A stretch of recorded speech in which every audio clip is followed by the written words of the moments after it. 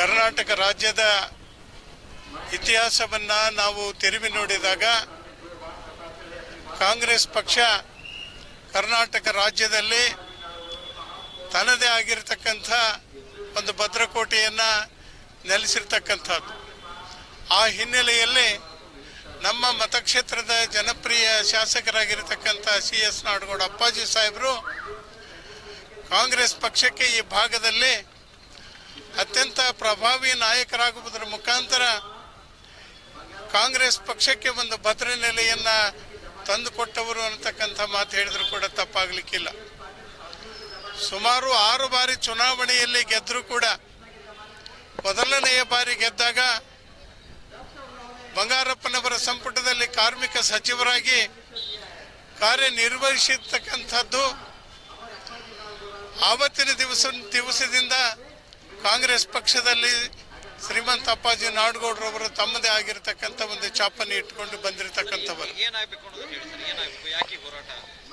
ಇವತ್ತು 6 ಬಾರಿ ಚುನಾವಣೆಯಲ್ಲಿ ಗೆದ್ದರೂ ಕೂಡ ಪ್ರತಿ ಬಾರಿ ಮಂತ್ರಿಮಂಡಲವನ್ನು ರಚನೆ ಮಾಡತಕ್ಕಂಥ ಸಂದರ್ಭದಲ್ಲಿ CS ನಾಡಗೌಡ ಅಪ್ಪಾಜಿಯವರ ಹೆಸರು ಮುಂಚೂಣಿಯಲ್ಲಿ ಇರ್ತಕ್ಕಂಥದ್ದು.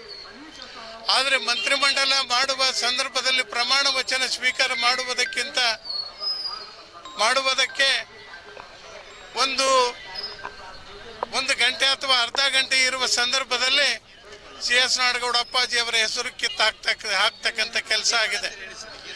ಕಾರಣಾಂತರದಿಂದ ಇವತ್ತಿನ ಸಂದರ್ಭದಲ್ಲಿ CS ನಾಡಗೌಡ ಅಪ್ಪಾಜಿ ಸಾಹೇಬರನ್ನ ಮಂತ್ರಿಮಂಡಲದಲ್ಲಿ ಸೇರಿಸಿಕೊಳ್ಬೇಕು ಅನ್ನತಕ್ಕಂಥ ಹಕ್ಕೊತ್ತಾಯವನ್ನು ಮಾಡ್ತಕ್ಕಂಥದ್ದು. ಮಂತ್ರಿಮಂಡಲದಲ್ಲಿ CS ನಾಡಗೌಡ ಅಪ್ಪಾಜಿ ಸಾಹೇಬರು ಇವತ್ತು ಅಧಿಕಾರವನ್ನು ಸ್ವೀಕಾರ ಮಾಡಿದರೆ ಮಂತ್ರಿಮಂಡಲಕ್ಕೆ ಒಂದು ಘನತೆ ಬರ್ತಾ ಇದೆ, ಒಂದು ಶಕ್ತಿ ಬರ್ತಾ ಇದೆ ಅನ್ನತಕ್ಕಂಥ ಮಾತು.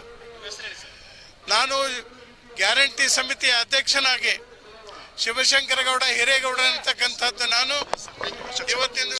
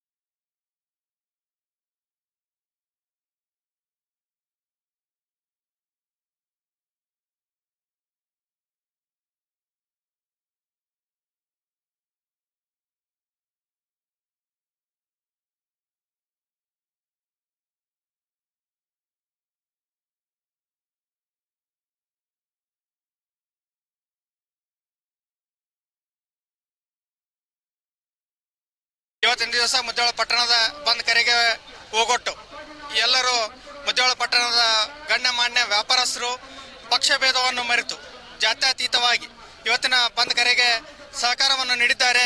ಈ ಬಂದ್ ಕರೆಯ ಪ್ರತಿಭಟನೆ ಬನಶಂಕರಿ ದೇವಾಲಯದಿಂದ ಶುರುವಾಗಿ ಗ್ರಾಮ ದೇವತೆ ಕಟ್ಟೆ ಹತ್ತಿರದಿಂದಾಗಿ ಬಸವೇಶ್ವರ ಸರ್ಕಲ್ದಲ್ಲಿ ಇಲ್ಲಿ ಸೇರಿದ್ದೇವೆ. ಇವತ್ತು ಸೇರಿರುವಂಥ ಉದ್ದೇಶ ಸನ್ಮಾನ್ಯ ಶಾಸಕರಾದಂಥ CS ನಾಡಗೌಡ ಅಪ್ಪಾಜಿ ಅವರಿಗೆ ಸಚಿವ ಸ್ಥಾನ ನೀಡಬೇಕು. ಯಾಕೆ ನೀಡಬೇಕಂದ್ರೆ ಈ ತಾಲೂಕಿನಲ್ಲಿ ಅವರು ಮಾಡಿರುವಂಥ ಅಭಿವೃದ್ಧಿ ಕಾರ್ಯಗಳಲ್ಲಿ ಒಂದೆರಡು ಉದಾಹರಣೆ ಕೊಡ್ತೀನಿ. ಮೊಟ್ಟ ಮೊದಲಿಗೆ 2013 ಮತ್ತು 18ನೇ ಸಾಲಿನ ಮುಖ್ಯಮಂತ್ರಿ ಸಿದ್ದರಾಮಯ್ಯ ಅವರ ಸರ್ಕಾರದಲ್ಲಿ ಈ ಒಂದು ತಾಲೂಕಿಗೆ ಸುಮಾರು 2,000 ಕೋಟಿ ನೀರಾವರಿಗಾಗಿ ಹಣವನ್ನು ತಂದು ಈ ಒಂದು ತಾಲೂಕರನ್ನ ಹಸಿರನ್ನಾಗಿ ಮಾಡಿದ್ದಾರೆ. ಅದೇ ತರನಾಗಿ ಅವರ ಕಾರ್ಯಕ್ಷಮತೆ ಮತ್ತೆ ಮುಂದುವರೆದು ಸಚಿವ ಸ್ಥಾನ ನೀಡಿದೆ. ಆದರೆ ಕರ್ನಾಟಕ ರಾಜ್ಯನು ಹಸಿರು ಕ್ರಾಂತಿ ಮಾಡ್ತಾರೆ ಅನ್ನುವಂಥ ಮಾತಿದೆ. ಅವರ ವಿವಿಧ ಆಲೋಚನೆಗಳು ವಿದ್ಯಾ ಶಿಕ್ಷಣ ಸಂಸ್ಥೆಗಳಾಗಿರ್ಬೋದು, ರಾಜ್ಯದಲ್ಲಿ ಕೇವಲ 5 ಪದವಿ ಕಾಲೇಜುಗಳು ವಸತಿ ಸಹಿತ, ಅದರಲ್ಲಿ ಒಂದು ಹೆಮ್ಮೆ ಏನಪ್ಪಾ ಅಂದ್ರೆ ಮುದ್ದೇಬೇಳಗಿದೆ ಅಂತ ಒಂದು ವಿಚಾರ ಇದೆ.